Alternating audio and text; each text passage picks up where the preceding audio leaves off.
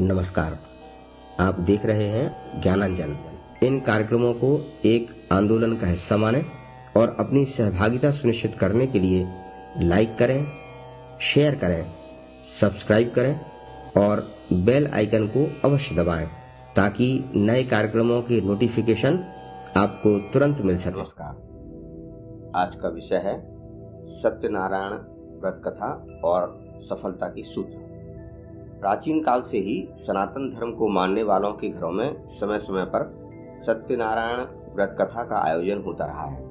आपके परिवार में भी कभी न कभी इस कथा का आयोजन हुआ होगा या कई बार लोग किसी सफलता के बाद इस कथा के आयोजन का संकल्प लेते हैं। इस कथा के मर्म को न समझ पाने के कारण और उसके दर्शन से प्रेरणा न ले पाने के कारण सत्यनारायण व्रत कथा एक चिन्ह पूजा मात्र बनकर रह गई है। आज इस बात की आवश्यकता है कि हम इस व्रत कथा के पीछे के दर्शन को समझें और हमें यह जानकर आश्चर्य होगा कि इसमें व्यक्ति, समाज और राष्ट्र के उत्थान के लिए कितने बढ़िया सूत्र दिए गए हैं। इस कथा में कुल 5 अध्याय हैं। हम एक एक कर हर अध्याय में दिए गए सूत्रों को समझने की कोशिश करेंगे। आपसे निवेदन है कि इस वीडियो को आप अंत तक देखें ताकि इन सूत्रों को आप भली भांति समझ सकें। प्रथम अध्याय में सूत जी से शौनक आदि 88,000 ऋषि मुनियों के द्वारा जिज्ञासा करने का प्रकरण आता है। इसमें खास बात यह है कि यह जिज्ञासा लोकहित के लिए है। जब किसी समाज में इतनी बड़ी संख्या में मूर्धन्य व्यक्ति लोकहित के लिए जिज्ञासा करते हैं तो उस समाज के उत्थान का बीज स्वतः रोपित हो जाता है। प्राचीन काल में आर्यणकों में लोकहित के विषयों पर इतने बड़े आयोजन होने का संकेत इस अध्याय में मिलता है। प्रथम अध्याय के श्लोक क्रमांक 4, 5 और 6 के अनुसार नारद जी मृत्युलोक में विचरण करते हुए जब देखते हैं कि यहाँ के प्राणी विभिन्न प्रकार के कष्ट उठा रहे हैं तो उससे द्रवित होकर वे भगवान विष्णु के पास जाते हैं। समाज में जो वरिष्ठ हैं, जिन्होंने संन्यास ले लिया है, वे भी समाज के कष्ट दूर करने में अपनी महत्वपूर्ण भूमिका यदि निभाते हैं तो उस समाज के कष्टों से निवृत्त होने का मार्ग स्वतः खुल जाता है। इसी अध्याय के श्लोक क्रमांक 16 में नारद जी जिज्ञासा करते हैं कि सत्यनारायण व्रत किस दिन करना चाहिए। तो इसके उत्तर में श्लोक क्रमांक 18 में श्री भगवान कहते हैं कि किसी भी दिन अर्थात बिना किसी मुहूर्त का विचार किए इस व्रत का पालन करना चाहिए। यहाँ भगवान इस तथ्य की ओर संकेत कर रहे हैं कि कोई भी अच्छा कार्य करने के लिए मुहूर्त का इंतजार नहीं किया जाता है, बल्कि सत्य व्रत के पालन जैसे श्रेष्ठ कार्य नित्य अभ्यास में आ जाने से ही उत्तरोत्तर प्रगति हो पाती है।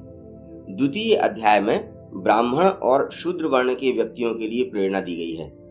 यहाँ मैं यह स्पष्ट कर दूं कि वर्ण व्यवस्था के दर्शन को ढंग से न समझ पाने के कारण बहुत से लोग इसके विरोध में खड़े हो जाते हैं, जबकि वास्तविकता यह है कि वर्ण का निर्धारण जन्म से नहीं कर्म के आधार पर होने के स्पष्ट प्रमाण हमारे शास्त्रों में हैं। इस विषय पर फिर कभी चर्चा होगी।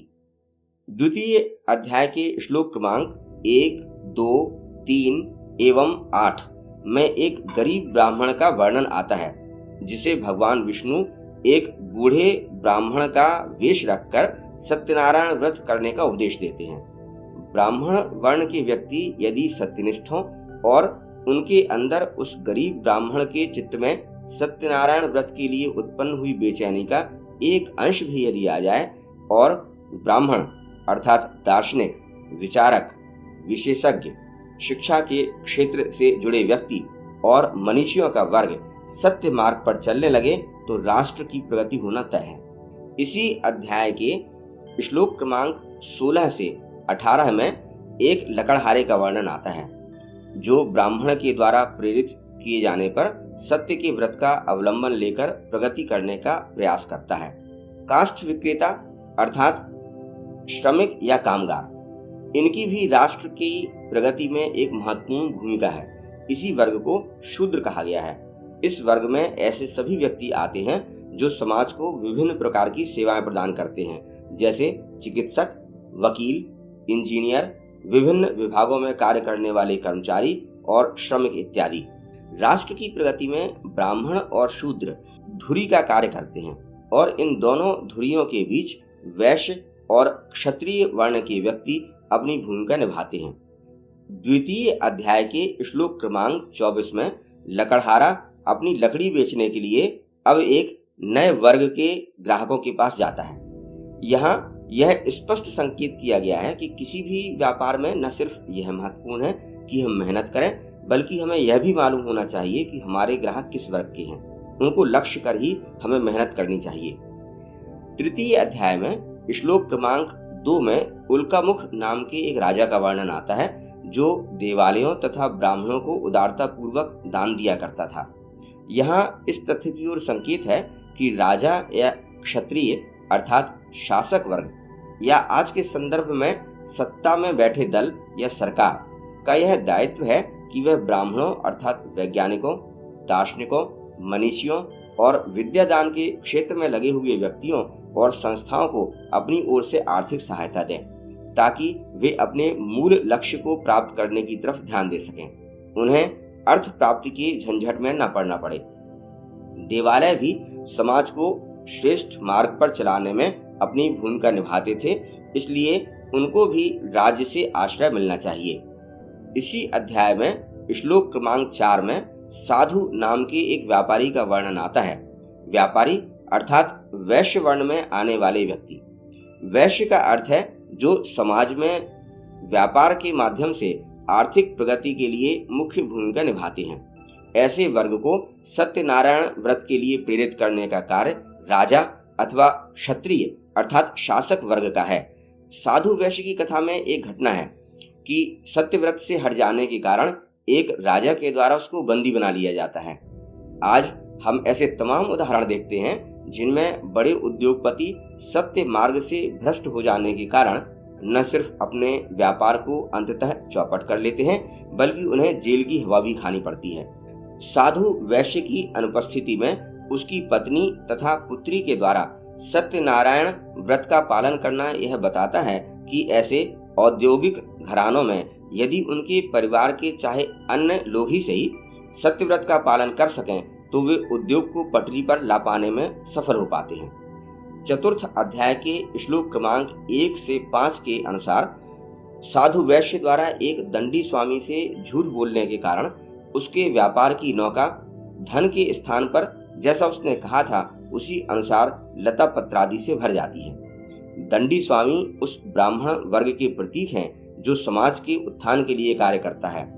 चूंकि स्वयं भगवान ही दंडी स्वामी के रूप में आए थे, अतः व्यापारियों तथा उद्योगपतियों का यह कर्तव्य है कि वे ब्राह्मणों अर्थात समाज के उत्थान के लिए कार्य करने वालों से अपने धन को छुपाए नहीं, बल्कि उस धन का एक अंश समाज की प्रगति के लिए ब्राह्मण वर्ग को दें।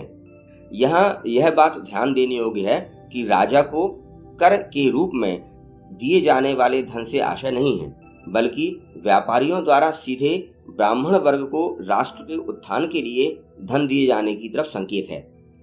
सत्य का अवलंबन लेने से व्यापार में वृद्धि और सत्य का त्याग कर देने से अंततः व्यापार के नष्ट हो जाने का सूत्र इस अध्याय में दिया गया है। आजकल व्यापार में अधिकांशतः छल, कपट और झूठ का सहारा लेकर ही लोग प्रगति करते हैं। प्रारंभ में भले ही उनकी प्रगति होती हो, पर अंत अच्छा नहीं होता है। बहुत से व्यापारिक घराने इस तथ्य के उदाहरण हैं। व्यापार में साख का बहुत महत्व होता है। यदि साख बची रही तो धन समाप्त हो जाने पर भी व्यापार पुनः खड़ा किया जा सकता है और साख बनती है सत्य के मार्ग पर चलकर। 5वें अध्याय में तुंग ध्वज नाम के राजा का वर्णन आता है, जो शिकार के माध्यम से बहुत से जानवरों को मारकर एक बरगद के पेड़ के नीचे विश्राम करने के लिए जाता है और तभी उसका ध्यान कुछ ग्वालवालों द्वारा किए जा रहे सत्यनारायण व्रत कथा के आयोजन पर जाता है। उससे प्रेरणा लेकर वह भी सत्य मार्ग का अनुसरण करता है। यह इस बात का संकेत है कि राजा अर्थात शासक वर्ग कई बार शिकार जैसे कार्यों के द्वारा प्रकृति के संतुलन को बिगाड़ने का कार्य करते हैं। इसके पीछे अपनी शक्ति के झूठे प्रदर्शन और अहम के पोषण का भाव भी होता है। साथ ही प्रकृति के चक्र को न समझने के कारण भी वे ऐसा करते हैं और इसके कारण वे कष्ट भी उठाते हैं। शासन का भी यह कर्तव्य है कि जब भी कोई योजनाएं बनाएं तो उसमें प्रकृति के संतुलन का हमेशा ध्यान रखा जाए। श्लोक क्रमांक 6 एवं 7 के अनुसार राजा ने सत्य के मार्ग पर चलने की प्रेरणा ग्वाल वालों से अर्थात सामान्य जन से प्राप्त की। जो शासन में बैठे हैं वे जब तक जन सामान्य के संपर्क में नहीं रहेंगे, उनसे प्रेरणा प्राप्त नहीं करेंगे और उनका कहना नहीं मानेंगे, तब तक वे कष्ट में ही रहेंगे और शासक वर्ग के कष्ट में होने अर्थात अस्थिरता का परिणाम पूरे राष्ट्र को भुगतना पड़ता है।